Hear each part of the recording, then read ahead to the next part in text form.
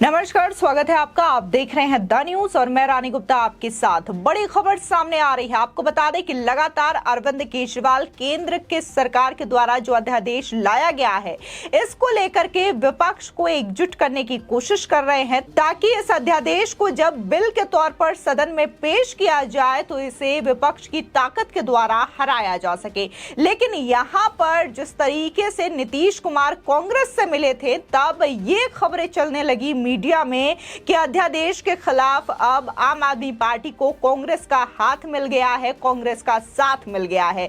यानी कि अब इस अध्यादेश के खिलाफ कांग्रेस भी उतर आई है और वो सदन में इसके खिलाफ वोटिंग करेगी। लेकिन अब इस बयान को लेकर के कांग्रेस नेता केसी वेणुगोपाल ने खारिज कर दिया है। उन्होंने इसका खंडन करते हुए कहा है कि कांग्रेस पार्टी ने अभी कुछ भी डिसाइड नहीं किया है कि इस अध्यादेश को लेकर के क्या करना है या फिर क्या फैसला लेना है। लेकिन तमाम मीडिया में जैसे ही नीतीश कुमार ने खड़गे और राहुल गांधी के साथ मुलाकात की तो ये खबरें चलने लगी कि अब अरविंद केजरीवाल को कांग्रेस का साथ मिल गया है। इसी के साथ ही आपको बता दें कि लगातार अरविंद केजरीवाल अध्यादेश के खिलाफ विपक्ष की ताकतों को एकजुट कर रहे हैं। जहां वो आज ममता बनर्जी से मुलाकात करेंगे तो वहीं ममता बनर्जी के बाद वो उद्धव ठाकरे और इसी के साथ ही शरद पवार से भी मुलाकात करेंगे। इससे पहले अरविंद केजरीवाल ने ट्वीट कर यह कहा है कि ये जो लड़ाई है वो संविधान को बचाने की लड़ाई है, लोकतंत्र को बचाने की लड़ाई है और मैं अपेक्षा करता हूं कि सभी लोग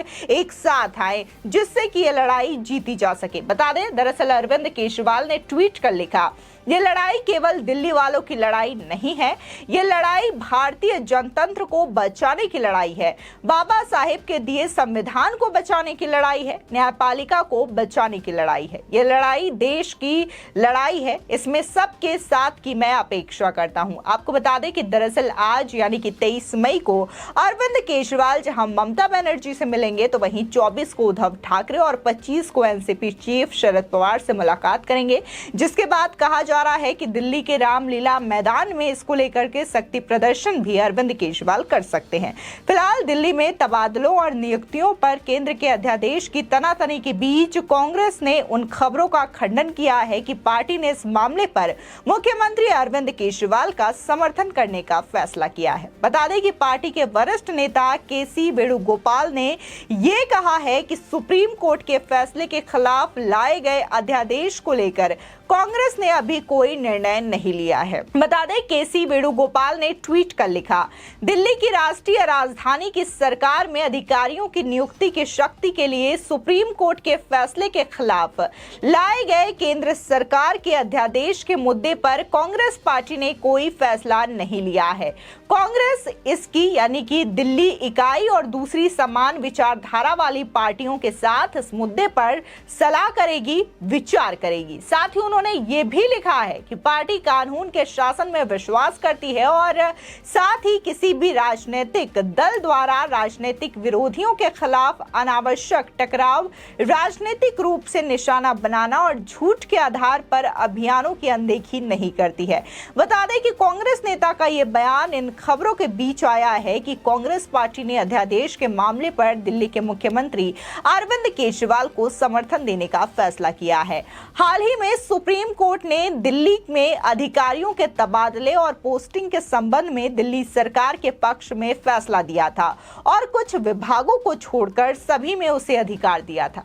केंद्र सरकार इस फैसले के खिलाफ अध्यादेश लेकर आई है, जिसके बाद से लगातार हंगामा देखने को मिल रहा है। दिल्ली के सीएम अरविंद केजरीवाल इस अध्यादेश के खिलाफ विपक्षी दलों का समर्थन हासिल करने की कोशिश में जुटे हैं। माना जा रहा है कि केंद्र सरकार संसद के मॉनसून सत्र में इस अध्यादेश से संबंधित विधेयक ला सकती है। दिल्ली के मुख्यमंत्री अरविंद केजरीवाल केंद्र के अध्यादेश के खिलाफ विपक्षी दलों से समर्थन मांग रहे हैं। वहीं देखने को मिला था कि अभी हाल ही में यानी कि 1 या 2 दिन पहले ही बिहार के सीएम नीतीश कुमार ने इस मामले पर सीएम केजरीवाल को अपना समर्थन भी दिया था। अरविंद केजरीवाल से मुलाकात के बाद सीएम नीतीश कुमार ने इस अध्यादेश को संविधान के खिलाफ करार दिया था। नीतीश कुमार ने मुलाकात के बाद मीडिया से बात करते हुए कहा, एक निर्वाचित सरकार को दी गई शक्तियां कैसे छीनी जा सकती हैं? ये संविधान के खिलाफ है। हम अरविंद केजरीवाल के साथ खड़े हैं। हम देश के सभी विपक्षी दलों को एक साथ लाने की कोशिश कर रहे हैं। बता दें कि आम आदमी पार्टी ने बीते शनिवार को आरोप लगाया था कि दिल्ली में नौकरशाहों के तबादले से जुड़ा केंद्र का अध्यादेश असंवैधानिक है और ये सेवा संबंधी मामलों में सुप्रीम कोर्ट द्वारा दिल्ली सरकार को दी गई शक्तियों को छीनने के लिए उठाया गया एक कदम है। दिल्ली के मंत्री आतिशी ने एक संवाददाता सम्मेलन में कहा कि केंद्र सरकार ने यह अध्यादेश लाने के लिए जानबूझकर ऐसा समय चुना जब सुप्रीम कोर्ट अवकाश के कारण बंद हो गया हो। तो वहीं दूसरी ओर देखने को मिला कि कैसे आम आदमी पार्टी के जो तमाम नेता रहे उन्होंने अफसरों के साथ बदतमीजी की। खासकर जो आम आदमी पार्टी के नेता हैं सौरभ भारद्वाज, उन पर भी उंगलियां उठी कि कैसे उन्होंने एक अफसर के साथ बदतमीजी की। और इसी मामले को लेकर के दिल्ली के एलजी वीके सक्सेना ने अरविंद केजरीवाल को एक खत भी लिखा था और उनसे जवाब भी मांगा था कि आखिर अफसरों से कैसे उनके नेता इस तरीके से बदतमीजी कर सकते हैं, बर्ताव कर सकते हैं। आपको बता दें, दरअसल आम आदमी पार्टी को लेकर के और अरविंद केजरीवाल को लेकर के कांग्रेस के जो नेता हैं उन्होंने भी इस तरीके के स्टेटमेंट दिए हैं, चाहे फिर वो अजय माकन हो या फिर संदीप दीक्षित हो।